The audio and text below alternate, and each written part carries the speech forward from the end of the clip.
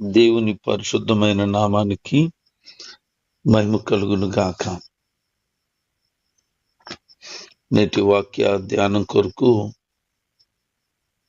యోహాను రాసిన 2వ పత్రిక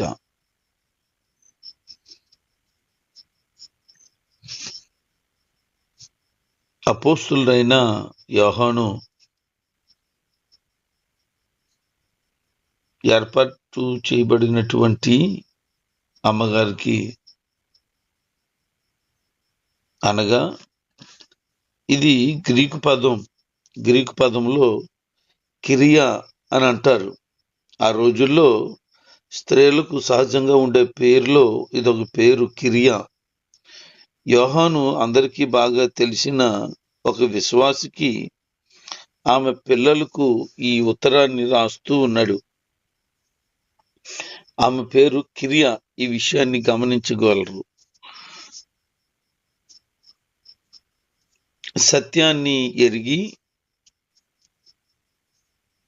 దేవునిలో నిలకడగా ఉండి దైవత్వాన్ని అనుసరించుచు క్రీస్తు రాకడ కొరకు సిద్ధపరచబడుతూ ఆత్మీయ పరిపక్వత కలిగి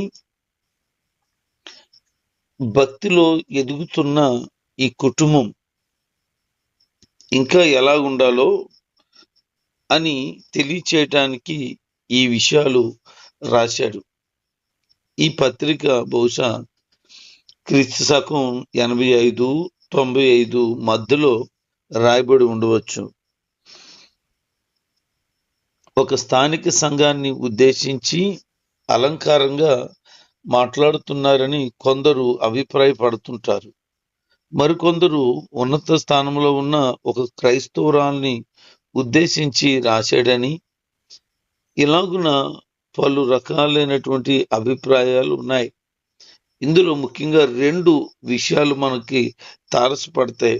ఒకటి సత్యం, రెండోది ప్రేమ. అంత మాత్రమే గాక ఈ చిన్న పత్రిక అయి ఉండొచ్చు, కానీ దుర్బోధల గురించిన ఒక కఠినమైన గంభీరమైన హెచ్చరిక కూడా ఇందులో రాయబడడం జరిగింది. ప్రేమలోను సత్యంలోను నడవాలని ఈ యొక్క పత్రిక యొక్క అతి ప్రాముఖ్యమైన ఉద్దేశం.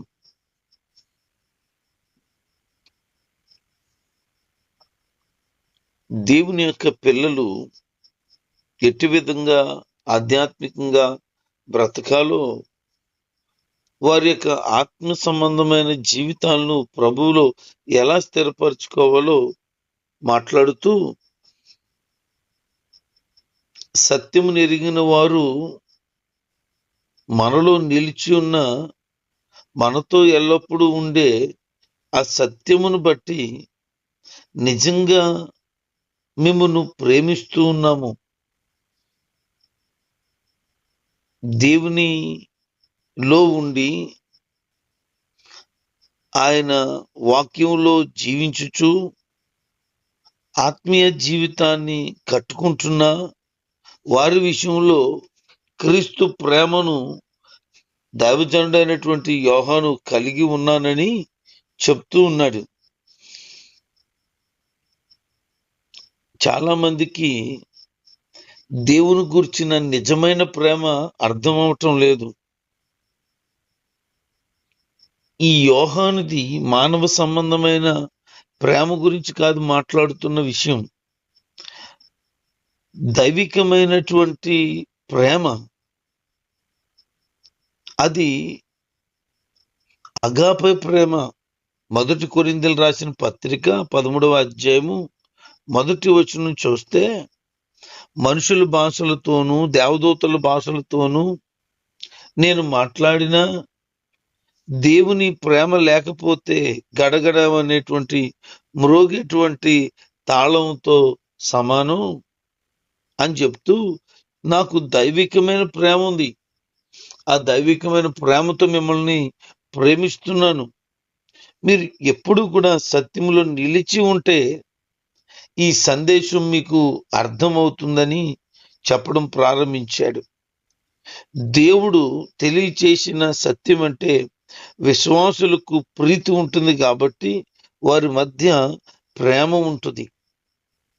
చాలా మందికి దైవికమైన ప్రేమ లేదు, నటించే ప్రేమ ఎక్కువ ఉంది. అది కుటుంబంలో ఉండొచ్చు, సంఘంలో ఉండొచ్చు, సమాజంలో ఉండొచ్చు. ఎక్కడ చూసినా ప్రేమ బహుగా కోల్పోయిన పరిస్థితే, నటన ఎక్కువగా ఉంది. ప్రేమిస్తున్నామన్నట్లుగా ఎదుటి వాళ్ళకి కనపరుచుకోవడం చాలా ఎక్కువైపోతుంది ఈ రోజుల్లో. అంత్య దినాల్లో ప్రేమ దేవుని మీద మాత్రమే గాక మనుషుల మధ్య కూడా ప్రేమ చల్లారిపోతుంది.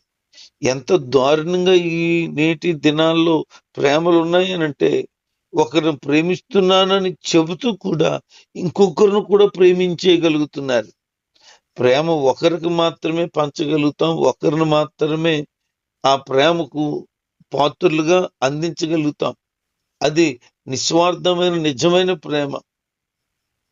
అంతే తప్ప ఒకరిని ప్రేమిస్తూ ఇంకొకరిని కూడా నేను ప్రేమించగలను అని అంటే అది దౌర్భాగ్యం. ఒక వ్యక్తి ఇద్దరిని పెళ్లి చేసుకున్నాడు. ఒకరోజు పేపర్లో చదివాను. బహుశా ఒక 6 నెలల్లో ఉంటుంది ఆ న్యూస్ చూసి. ఇద్దరిని పెళ్లి చేసుకున్నాడు. ఇద్దరు పేరెంట్స్ని కూడా ఒప్పించి పెళ్లి చేసుకున్నాడు. ఇద్దరిని కూడా ఒకే రోజు పెళ్లి చేసుకున్నాడు.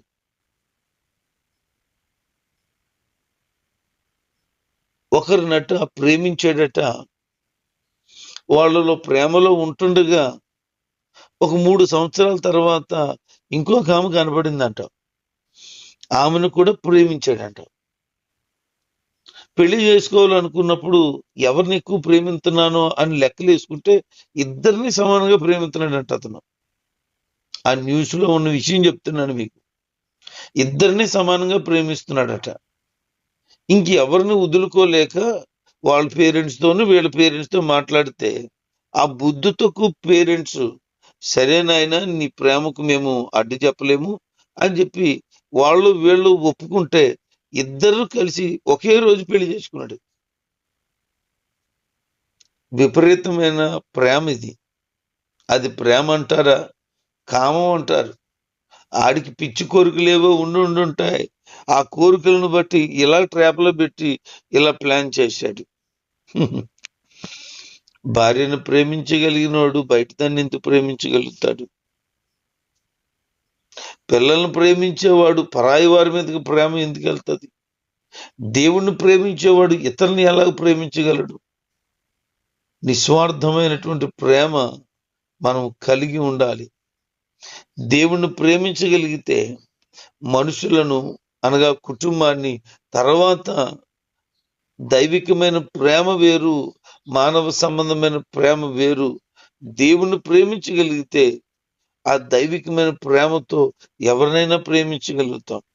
కేవలం దైవత్వ సంబంధమైన ప్రేమ అయితే, మానవ సంబంధమైన ప్రేమ అయితే ఒక్కొక్కరికి ఒక్కొక్క రకంగా మనం ప్రేమించలేం. ఒకవేళ ఫ్రెండ్స్ ఉండొచ్చు, అది వేరే ప్రేమ. ఫ్యామిలీ మెంబర్స్ ఉండొచ్చు, అది వేరే ప్రేమ. ప్రేమలో రకరకాలైన విధానాలు ఉన్నాయి. కానీ భార్య లేకపోతే భర్త, సొంత పిల్లలు అని ఈ ప్రేమలు వేరు. ఆత్మ సంబంధమైనటువంటి ప్రేమ వేరు. దైవికమైన ప్రేమ మనం కలిగి ఉండాలని చెబుతూ అదే నిజమైన ప్రేమ అని. ప్రభుని యేసుక్రీస్తు వారిని తండ్రి అయిన దేవుడు మనందరి కోసం మనల్ని ప్రేమించి పంపించాడు. అది నిస్వార్థమైన ప్రేమ. మనం రక్షించబడాలనేటువంటి ఉద్దేశంతో కూడుకున్న ప్రేమ. యోహాను సువార్త 3వ అధ్యాయం 16వ వచనంలో అదే మాట మనం జ్ఞాపకం చేసుకుంటే, దేవుడు లోకమును ఎంతో ప్రేమించాను అని. ప్రేమించి తనకు ఒకే ఒక కుమారుంటే ఆయన మన కొరకు పంపించేనని. మనం అందరం కూడా నిత్య జీవం పొందాలనే ఉద్దేశంతో మనలను ప్రేమించిన ప్రేమ అది అగాప ప్రేమ. అంటే పరిమితులు షరతులు లేని ప్రేమ ఆ దేవుని ప్రేమ.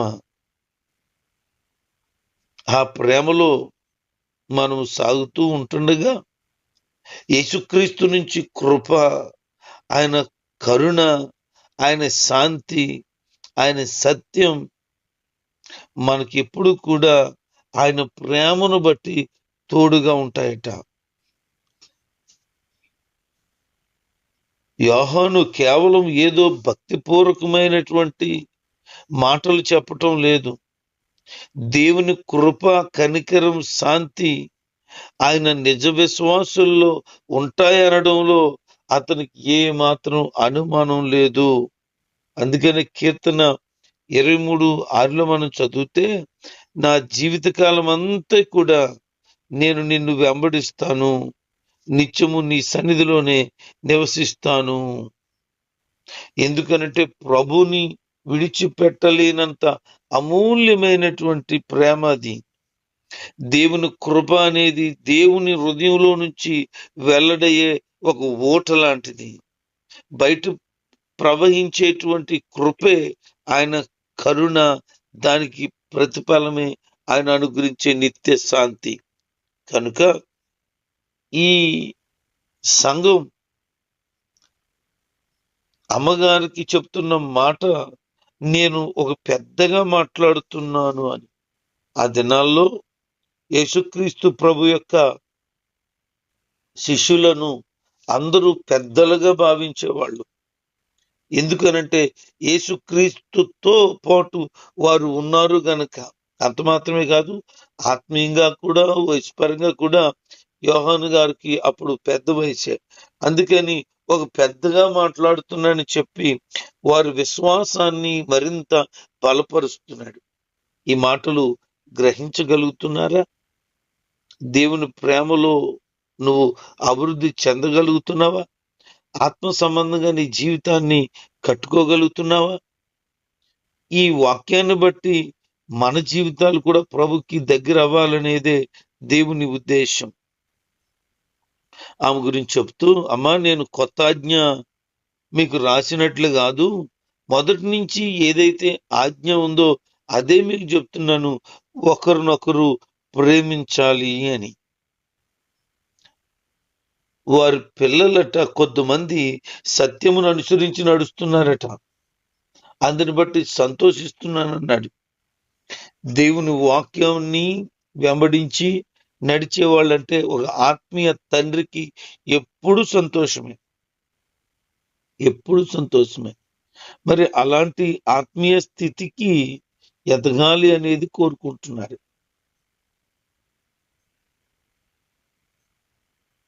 మరి నీ ఆత్మీయ స్థితి ఎలా ఉంది? నీ పిల్లలు దేవునిలో ఉండగలుగుతున్నారా? నిలకడగలిగి ప్రభువులో వారి జీవితాలను స్థిరపరచుకోగలుగుతున్నారా? ఒకరినొకరు ప్రేమించుకోవాలని, తన పొరుగు వారిని ప్రేమించాలని వేడుకుంటున్నాను అని చెప్తున్నారు. ఎవరికైనా ఏదైనా లోపం ఉంటే దాని గురించే మాట్లాడతారు. ఈ అమ్మగారికనే ఉద్దేశంలో చెప్తున్న ఈ మాటలు, ఆమెలో ఒకవేళ ఈ లోపం ఉండి ఉండవచ్చు. ఇతరుల పట్ల సరైన ప్రేమ కలిగి ఉండకపోయి ఉండవచ్చు. అందుకనే ఇతరులను ప్రేమించాలని ఒక మాటను గుర్తు చేస్తున్నాడు. అంటే దేవుని వాక్య ప్రకారంగా నడుచుకుని, మొదటి నుంచి మీరు ఏదైతే విన్నారో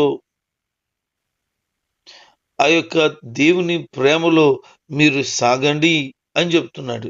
ఎందుకనంటే యేసుక్రీస్తు శరీరంతో వచ్చాడని కొంతమంది ఒప్పుకోవటం లేదు. మానవుడిగా ఈ లోకానికి వచ్చాడనేటువంటి మాటను కొంతమంది ఒప్పుకోవటం లేదు. వాళ్ళని వంచకులు అని చెప్తున్నాడు. అంటే తప్పుదారిన పట్టించి మీ ఆత్మీయ స్థితులను పాడు చేసేటువంటి వాళ్ళు. మత్తయి సువార్త 24:4 మిమ్మల్ని ఎవరైనా మోసపుర్చి దారి తప్పిస్తారేమో, జాగ్రత్తగా చూసుకోండి. వారు ఏం చేస్తారు? వీళ్ళను వంచి రూటు మార్చేస్తారు. ఆత్మీయ జీవితాన్ని తప్పు మార్గంలో పెడతారు. యేసు ప్రభు మానవుడిగా రాలేదని, అసలు యేసు ప్రభు అనే ఆయనే ఈ భూమి మీదకి రాలేదని మాట్లాడతారు. దానికి గల కారణాలు అనేకమైనవి చెప్పడానికి ప్రయత్నం చేస్తారు. ఇలాగ పాడు చేయటానికి దేవునికి విరోధిగా ఉన్న అపవాది లోకంలో తన పనిని జరిగిస్తున్నాడు. జాగ్రత్తగా ఉండాలి. దేవుని యొక్క స్థానాన్ని ఆక్రమించుకోవాలని ఆరాటపడుతున్నాడు వాడు. కాబట్టి మీరు చాలా జాగ్రత్తగా ఉండాలి సుమా. ఈ మాటలు వింటున్న దేవుని బిడ్డలారా, మిమ్మల్ని కూడా పలువురు మోసపుచ్చే అవకాశం ఉంది. అంత్య దినాల్లో ఉన్నాం. నేను బాగానే భక్తి కలిగి ఉన్నాను, మందిరానికి బాగానే వెళ్తాను, వాక్యం నాకు చాలా తెలుసు అనే ఆ ఫీలింగ్ ఉన్నది కదా, నీ మీద అపవాది దాడి చేస్తాడు. వాక్యానికి విరోధంగా వాడు ఎవడో ఒకడి ద్వారా నీతో మాట్లాడతాడు. సత్యాన్ని గ్రహించటానికి నువ్వు చెవులివ్వకపోతే వాడు మాటల్లో పడిపోతావు. అంతే, నీ ఆత్మీయ జీవితం కోల్పోతావు. నేను ఒక దైవ సేవకుడు మాట్లాడుతూ, తనకి బంధువు ఉన్న ఒక ఆయన ఒక చర్చికి తీసుకెళ్ళాడట. అక్కడ ఉన్న ఒక బిషప్, ఆ సంఘానికి సంబంధించిన బిషప్ ప్రసంగం చేస్తూ దేవుని వాక్యంతో పాటు మరొక పుస్తకాన్ని పరిచయం చేస్తూ, ఈ వాక్యం అనగా ఈ బైబిల్ ఎంత ప్రాధాన్యమో ఈ పుస్తకం కూడా అంతే ప్రామాణికం. మనకి ఖచ్చితంగా ఇది చదవాలి, ఇది వినాలి, నేర్చుకోవాలి అని దాని గురించి చాలా వివరించి చెప్పాడట. వాక్యం కంటే ఏది ఎక్కువ కాదు, ఏది ఎక్కువ కాకూడదు, కానీ అతను వాక్యానికి సమానంగా మాట్లాడేట పుస్తకం గురించి. ఈ సేవకుడు ఆ ప్రార్థన ముగించిన తర్వాత ఆయనతో కొంచెం వాగ్వాదానికి దిగాడట. మీరు వాక్యాన్ని బోధిస్తూ ఈ పుస్తకాన్ని ఎందుకు పరిచయం చేస్తున్నారు? ఈ బైబిల్తో ఇది ఎందుకు సమానం అవుతుంది అని కొన్ని విషయాలు, కొన్ని ప్రశ్నలు అతనితో మాట్లాడినప్పుడు బిషప్ సైలెంట్ అయిపోయాడట. ఏమీ మాట్లాడలేదు. అంటే వాళ్ళు అమ్ముడు పోయారు అని ఆయన చెప్పాడు. నేటి దినాల్లో ఎలా ఉన్నారో తెలుసా? సత్యాన్ని అమ్మి వేసేస్తున్నారు. చాలా బాధాకరమైన విషయం. రీసెంట్ గా ఒక విషయం నాకు తెలిసింది. మన దగ్గరలోనే ఒక దేవుని సేవకుడు, పెద్ద కార్పొరేట్ సేవకుడు, డిజిటల్ సేవకుడు, దగ్గరలోనే ఒక ఆరాధన మొదలు పెట్టాడు. దాన్ని వ్యతిరేకించాలని కొంతమంది ఆలోచన చేశారు. ఎవరైతే వ్యతిరేకించాలనుకున్నారో వారు సైలెంట్ అయిపోయారు. ఎందుకు సైలెంట్ అయిపోయారు అని తెలుసుకుంటే వాళ్ళకి ఆయన డబ్బుని ఎర చూపించాడట. వాళ్ళు డబ్బుకి అమ్ముడుపోయి వాళ్ళు ఈ పరిచయం చేయండి మా ప్రాంతంలో నిలబడ్డారట. ఎంత ఘోరం చూడు. వాక్యానికి విరుద్ధంగా కాపరి లేని సంఘం, అనగా ప్రభు యొక్క వాక్యానికి విరుద్ధమైన సంఘం ఉంటే దానికి ఓకే, మేము సపోర్ట్ చేస్తామని చెప్తే దేవుని హృదయం ఎంత గాయపడుతుంది. వీళ్ళు సంఘాన్ని వంచేవాళ్ళు, సంఘాన్ని నాశనం చేసేటువంటి వాళ్ళు ఇలాంటి వాళ్ళు. అందుకే అలాంటి వాళ్ళకి నువ్వు దూరంగా ఉండాలి సుమా, లేకపోతే ఆత్మీయ జీవితం నాశనం అయిపోద్ది. దైవికమైన భక్తిలోంచి తొలగిపోతారు. ఇలాంటి వంచుకులు వస్తున్నారు సంఘంలో. మీ మధ్య వాళ్ళు ఏవో చెడగొట్టే పనులు, కార్యాలు చేస్తారు. వాళ్ళని చాలా జాగ్రత్తగా చూడండి. మీరు దేవుని బోధలో నిలిచి ఉండి అలాంటి వాటి విషయంలో దూరంగా ఉండి దేవుని వాక్యానుసారంగా మీరు దేవునిలో నిలకడగా ఉంటే మీరు తండ్రిని, కుమారుని అంగీకరించిన వారుగా ఉంటారు. లేదు, ఈ లోక బోధనే కనుక మీరు వింటే మీరు ఆత్మ సంబంధంగా దేవునికి దూరం అయిపోతారు. అలాంటి తప్పుడు బోధలు బోధించే వాళ్ళు ఎవరైనా సరే మీ ఇంటికి వస్తే మీరు ఇంటికి రానీకండి అని చెప్పారు. మన సంఘ బిడ్డ ఒక ఆమె కొద్దిపాటి బలహీనతతో ఉంది. వెళ్ళి పరామర్శించి ప్రార్థన చేసి వచ్చాను 2-3 సార్లు. వేరే సేవకులు కూడా ఊళ్ళో ఉంటారుగా, వెళ్ళి పరామర్శించి ఇదే అదునని, మీ పాస్టర్ గారు రాలేదా అని అన్నారట. మా పాస్టర్ గారు వచ్చారు అన్నదట. ఏది కనపడలేదు ఎప్పుడూ వచ్చినట్టు. మా పాస్టర్ గారు వచ్చినా రాకపోయినా నేను ఆ సంఘానికే వెళ్తాను, ఆయన వచ్చినా రాకపోయినా మీతో ప్రార్థన చేయించుకోనని చెప్పిందట. అలా కాదు, మరి ఎప్పుడు వచ్చినట్టు కనపడలేదు అంటే, వాళ్ళు ప్రతిరోజు వెళ్ళి ప్రతిరోజు ఆమెతో మాట్లాడుతుంటే ఆమె చిరాకు చెప్పిందంటే మీరు రాకండి అని చెప్పిందట. అంటే ఈ రోజున ఎలా ఉన్నారంటే, నేను ఒక విశ్వాసి బాగుపోతే రోజు వెళ్ళి ఆయన దగ్గర కూర్చోవాలన్నమాట. ఆమె బాగుపడే వరకు లేచి కూర్చుని మళ్ళీ యథావిధిగా ఉండే వరకు అక్కడ కూర్చోవాలనే ఉద్దేశాలు వాళ్ళకి పనా పాట, ఏదైనా సేవ చేస్తారా, ఏమన్నా దైవికమైన కార్యాలు ఏమన్నా ఉన్నాయా, ఏడుతున్నాయా, ఏమీ కనపడతలేదు. ఖాళీగా ఉండి రోజు బాగోపోతే ఆ మనిషి దగ్గరికి ఇలా కూర్చుంటే, బాగోపోవడం అంటే మంచాన్ని లేగలేని స్థితి ఏం కాదు. కొద్దిపాటి శారీరకంగా బలహీనత, కాలుకి చిన్న బాధ కలిగింది. నాకు అనుకూలం కలిగిన సమయంలో వెళ్ళి పరామర్శించాను, ప్రార్థన చేశాను. ఇక డైలీ వెళ్ళడం అంటే మరి మిగతా విశ్వాసులు, మిగతా పరిచర్య ఇవన్నీ ఏంటి అంటే, చూడండి, సంఘ బిడ్డలను చెడగొట్టే ప్రయోగాలు చేస్తున్నారు ఈ రోజున.